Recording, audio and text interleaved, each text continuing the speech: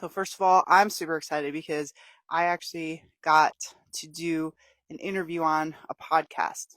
So Jen from Single Mom Society, um, she asked me to be on her podcast, and I was just really excited about it because so when I first started doing this, like I started this account I think in August of last year, right? And then I think I did for maybe a month or so, and then I kind of got discouraged because it takes a while. Like in the very beginning, it's so hard to start a page for anything really, um, because like you don't know what you're doing, and you're trying to get the word out, but then it's like you don't always like go viral right away just because like you kind of like don't know what you're doing and you don't have a lot of followers, so the algorithm is kind of like, where do I put you? What do I do with you? So anyways, but hi Jen. I was just talking about you.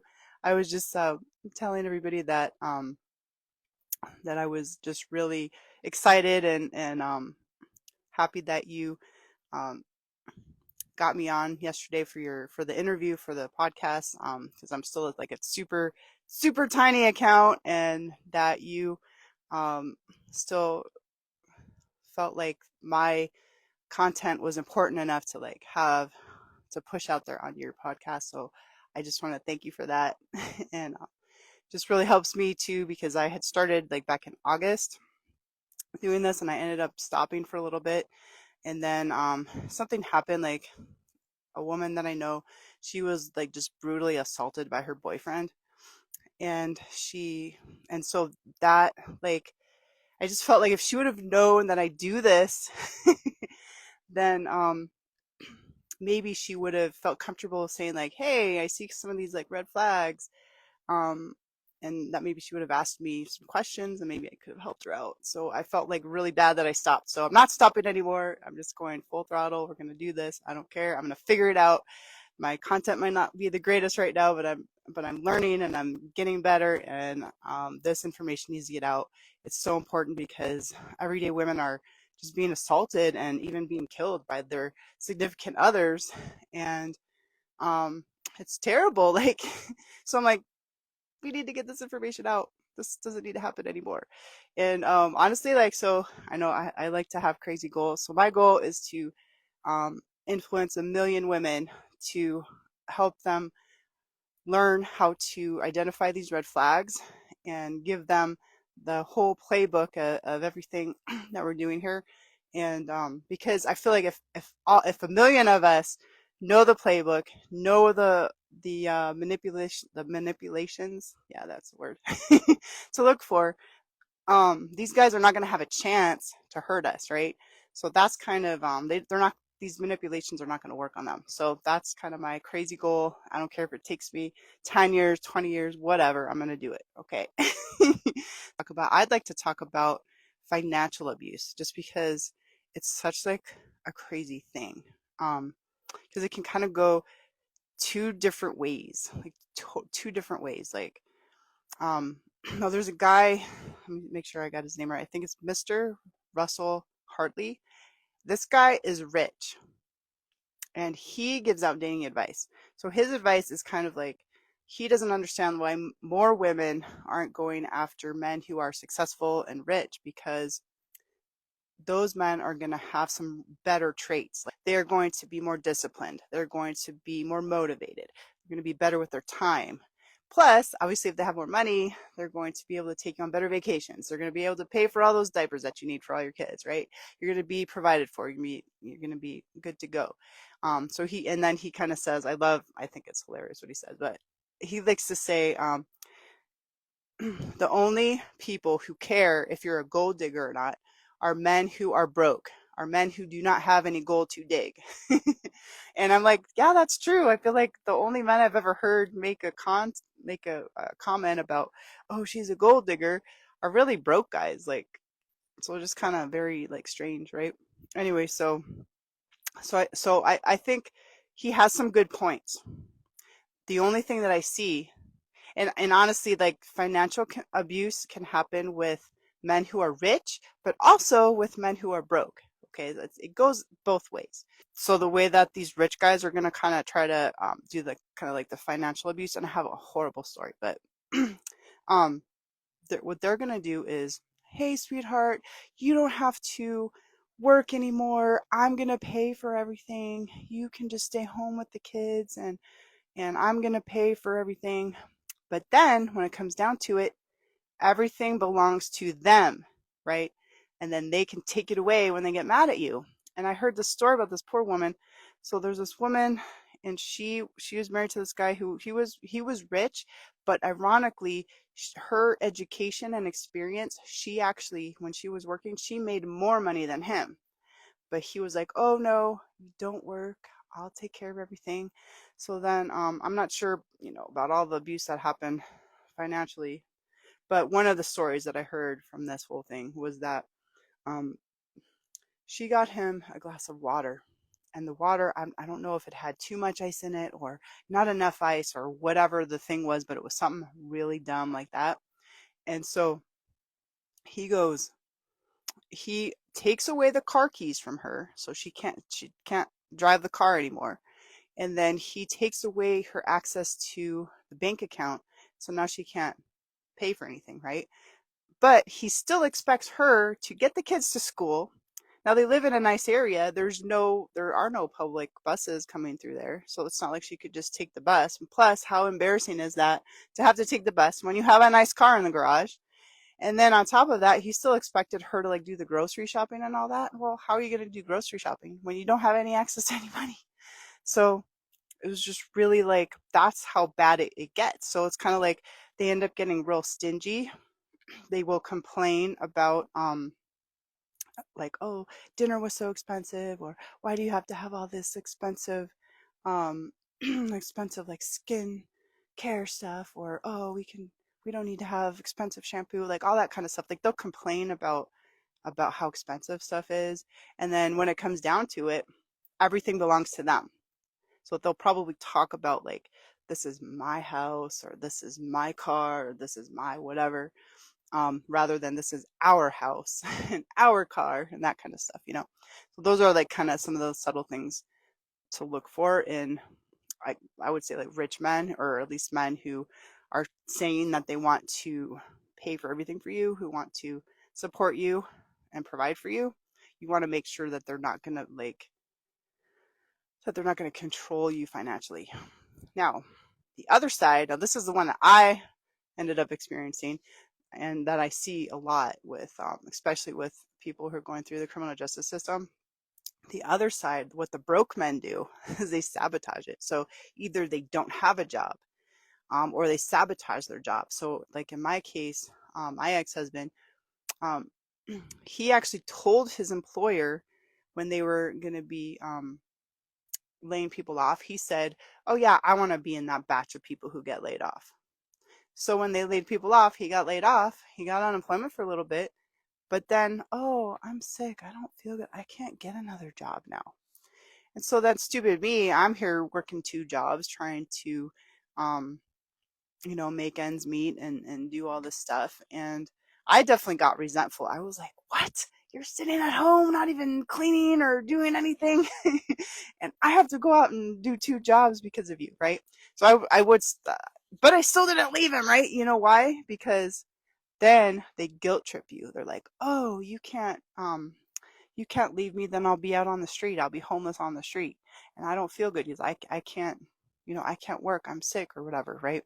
Well, then he had too much time on his hands. So then he got into like drugs and whatever. And finally, by the end of it, I left him. But that's the part that I see. A lot of times, these guys, they'll even stay with like a female relative. So they'll live with their grandmother, or they'll live with their mother or their sister or an aunt or something. It's always a female. It seems like it's always a female relative that they stay with and they mooch off of. Like they don't, and they're not working, they just sit there. So that sabotages you, because now you have to spend the money that you normally would spend on whatever, you have to spend it on him. Now you have to spend it to take care of him, and then he's gonna obviously go in and buy whatever the heck he wants because he has the card, the card. If you have a joint account or whatever, he has it too, so he's gonna spend it on whatever. Oh yeah, and then my ex, he would still complain about like the grocery bill. So we would have Our grocery bill would be like $200 or whatever.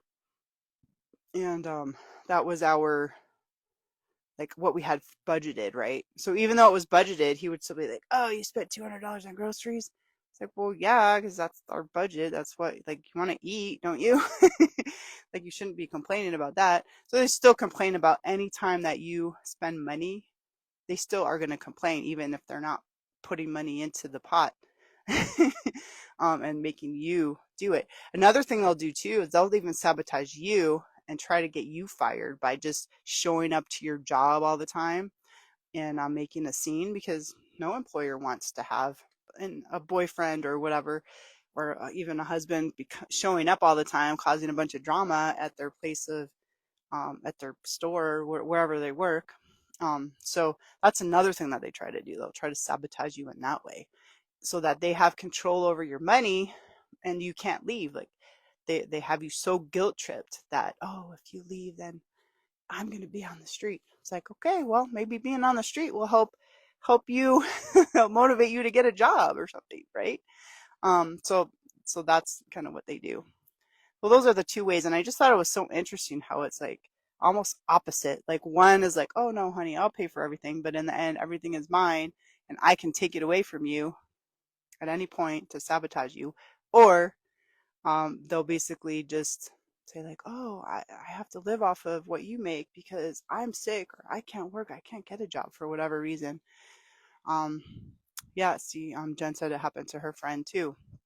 I see it so much. Like, I see it all the time, and it's almost like as soon as I hear, oh, he doesn't have a job, he's living with his grandmother, I'm like, okay, red flag, be careful. Don't, it's like, block. Don't do it. Just keep walking. So that's one of the, just like kind of like the financial, what do you call it, financial abuse. One of the things, one of the ways that these men can be abusive, and that I definitely would say to watch out for. That might, and this kind of abuse might not show up until a little bit later on. So hopefully you were able to see some of the other red flags before it gets to like the financial abuse part. I want to let you know about it because it's something to definitely watch out for. Oh, he kicked her out. Oh, yeah. See? And that's the funny part. Like, yeah. Oh, babe, you don't have to work. I'm going to pay for everything for you. But guess what? It's my house. And then when I feel like kicking you out, they have no problem kicking you out on the street. Whereas these guys know that you are too nice. You're not going to kick them out on the street, even though they're not contributing and they're just being a jerk to you. So that is so interesting, like how that's what they don't care. They're such jerks that, like, this is my house, and then they don't like you. Oh, you're kicked out. Bye. Have fun. Have a nice day. But then we would never do that to them. Okay, so yes, he said she would never have to work again, paid for all the food, clothes, nails for a couple years, then broke up with her on the way home from Europe. Oh my gosh. That's a crazy story. That's horrible. Like, imagine you just like went on this awesome vacation in Europe. He paid for all the stuff. You're accustomed now because for years you get your nails done. You don't have to work. You get nice clothes. He pays for it. You never have to worry about food. Then on your way home from vacation, he's like, "Nope, you're out. Bye. Have a nice day." That's terrible. Like, that's terrible. Um, the other thing I was thinking too is like, because obviously a lot of women go to school and get a degree because they want to do a certain career because that's what they love. That's something they're passionate about. And then if he says, "Oh, I don't want you to work," well, maybe I want to work. Like, maybe I want to do X, Y, and Z. Maybe I want to start my own business and make my own money. Like, maybe there's something that I want to do to bring money in, to have my own money that I don't have to worry about you. And I would always say, like, have some sort of income stream. Like, if you're a woman, have some sort of income stream, whether you're working or not. Like, oh my gosh. Okay, let's see. So Jen said, and she felt comfortable spending her savings because he was paying for things, so she didn't have, so So she didn't have money. So women need to protect their money. Oh, absolutely. Like if you have savings, oh my goodness, you better keep you better squirrel that savings away and keep throwing something in there. Like shoot, just say you got your nails done and throw, hey, I need $100 to get my nails done. Throw it in there every once in a while, right? He doesn't know. Throw it in there. Don't ever not have money. That's so crazy. Okay, so and Love Seven Angels, she said, we have 4 kiddos. I was a stay-at-home mom, then used against me to try and get custody. Oh yeah, see, that's another thing. They try to get custody. I've heard so many awful stories too about just how they trick you too to try to take the kids, and like they don't even care about the kids. All they care about is that you care about the kids, and now them taking the kids away from you is hurting you. And that's all that they care about. And so, yeah, they will try to take the kids away from you just because it hurts you. And so she said, so yeah, being a stay at home mom, it's like, especially with 4 kids. Wow, I only have 2, and I'm already like, I don't know how I do it. Before, I'm just like, wow, 4 kids. And then being a stay-at-home mom, like how are you going to, you don't even have time to try to think about squirreling some money away, like doing something, you'd have to like really build something up on the side, I think. But yeah, they do. This one story that I heard about, oh my gosh, this guy, he, I think she had, I think she might have had 4 kids as well. And they had one that was just a baby still. And so they were actually, I want to say they were separated, and then he started being nice and was like, "Oh, I just want to like see the kids or whatever." They She took him all to like a McDonald's, met him at a McDonald's, and then he just whatever, I don't know if they had like a little bit of a visit, and then he just starts taking some of the kids in his car and just drives off. So like, what the heck? And then she had a battle to try to get her kids back. And so it's like they know that you are going to be nice. You have to play dirty with these guys. Like you have to, because they will play dirty. You have to protect your kids. You have to protect yourself. It's so crazy how dirty they play. You cannot trust anything. You cannot trust if they are being nice to you. You cannot trust it. Just pretend like they're being mean because they're manipulating. I would even say, like, if you're going through a divorce, you have kids, get hooked in with your local domestic violence center. They have a lot of services. Like they do have like a shelter, but they don't just have a shelter. A lot of them, like I know the one that's close to me, they have groups that you can go to. They have like peer counseling, so they have something that you can talk to. They even have groups for your kids to help them kind of deal with this whole divorce and to deal with the fact that they had to um, deal with an abusive father.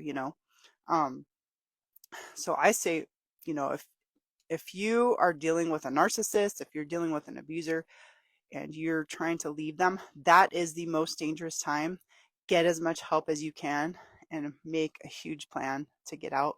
Um, get in touch with your local domestic violence center to get the help and the support, because they're going to go through and help you have like a safety plan.